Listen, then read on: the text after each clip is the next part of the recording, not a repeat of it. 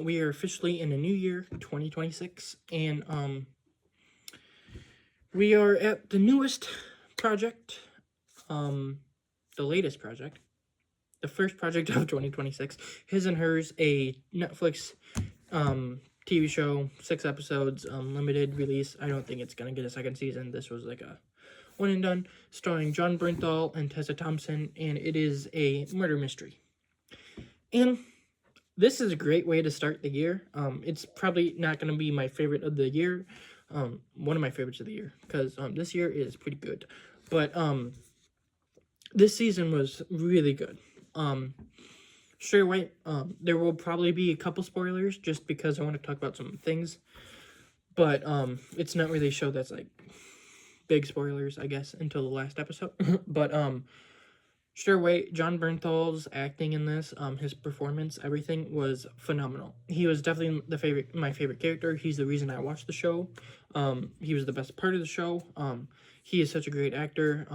One of my favorites. And he's just really good in this. And I just loved it. Tessa Thompson is an actor that I'm finding out. The more I see her, the more I'm like, she's not my favorite.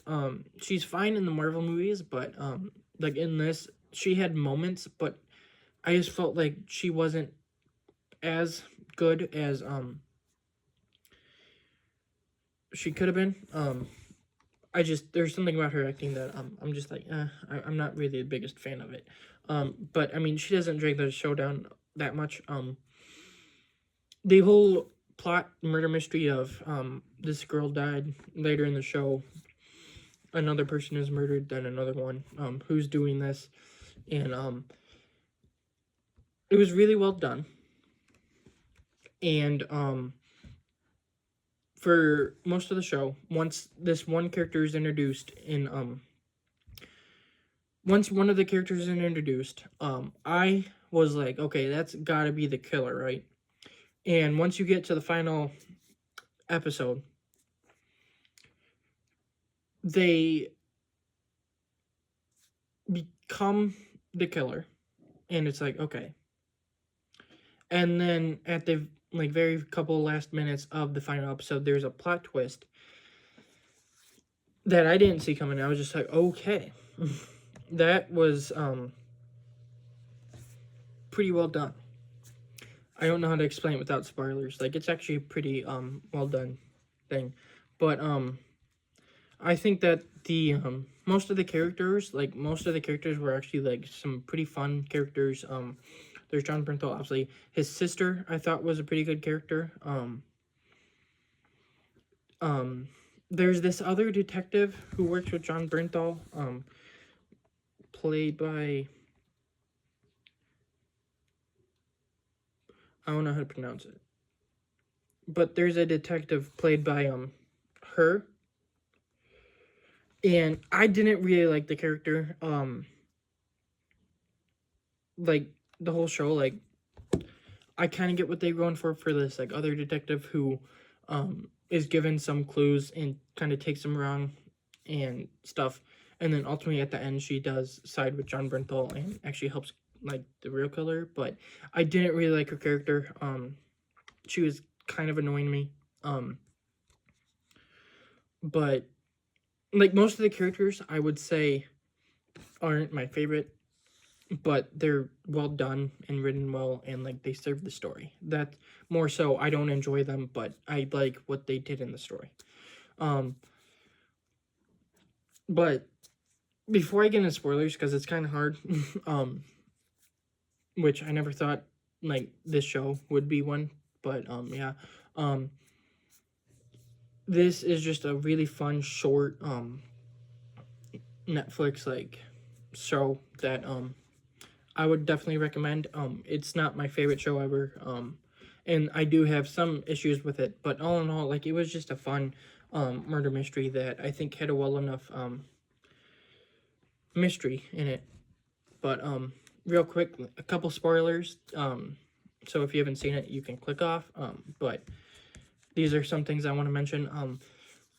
So in episode 5, towards the end, Jon Bernthal's sister character the his character's sister, Zoe, gets killed.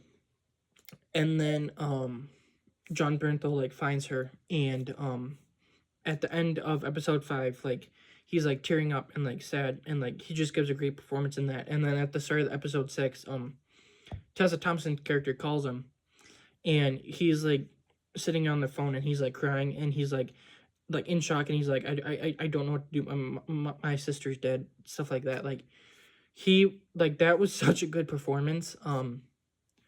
And like the sister character, I think was a pretty good character, and I liked her for the most part. Now, there was a couple things that like she did when she was a teenager, like they show in flashbacks, and I was just like, oof, but like as the character, like for most of the show, I was like, I kind of like that character, and what it does to John Bernthal's character, like he gave a terrific performance. And then the other thing I kind of want to talk about is the killer. Now,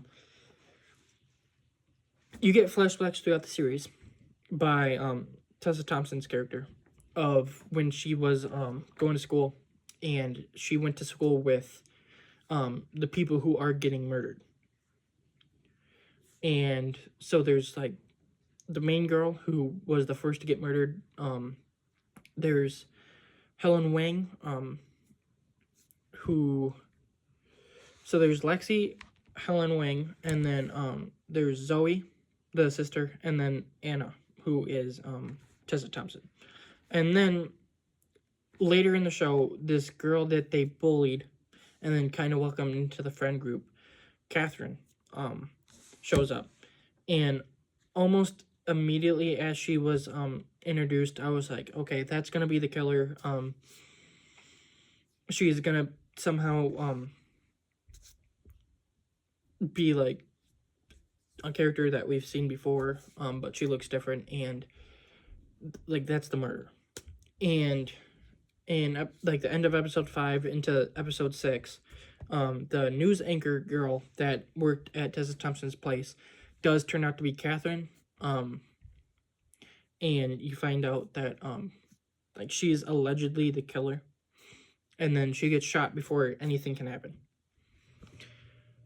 But that happens like 5 minutes into episode 6, and there's like 30 or so minutes left. So I was like, okay, so there's gonna be like 30 minutes to wrap up, and to some extent that's kind of what it is.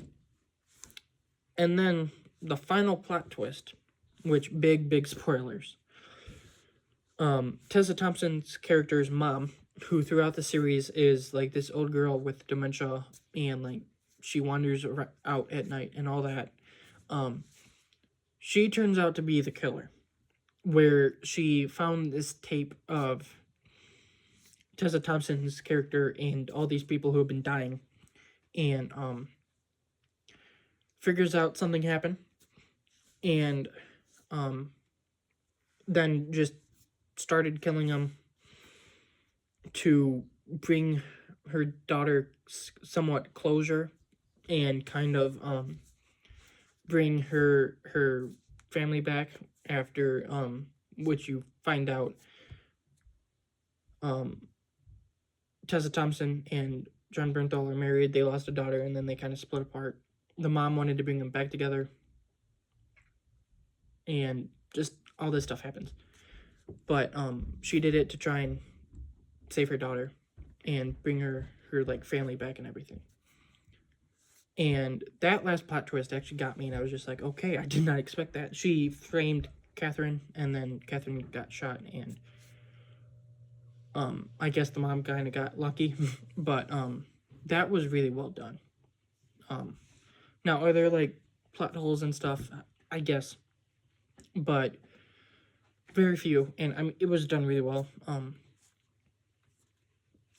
But like the only thing I don't like is that John Bernthal's sister died, because I liked her character and kind of her relationship with John Bernthal, and obviously she has a like little daughter, so it kind of sucks. But John Bernthal kind of adopts the daughter with Tessa Thompson, so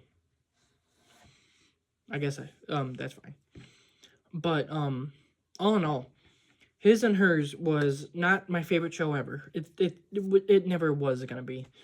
It won't end up being one of my favorites of the year. But it's a very, very great way to start the year.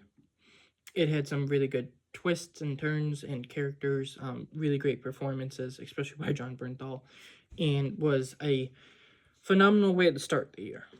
I would definitely recommend it. And I mean, yeah, I really liked it. But yeah, that is the first show and project of 2026. Next week, I don't know exactly when, but it will probably be like one video a day starting Saturday or Sunday or something. There are 3 movies releasing, unless I got the date wrong, then there's 2, but I think it's 3. But that, so either 2 or 3 movies next week, then there's 2 other movies this month, and then there's Wonder Man, the Marvel show. But so this month is definitely going to ramp up, and then we'll see what the rest of the year holds. But as a first thing in 2026, His and Hers, 3.5 out of 5, really great. And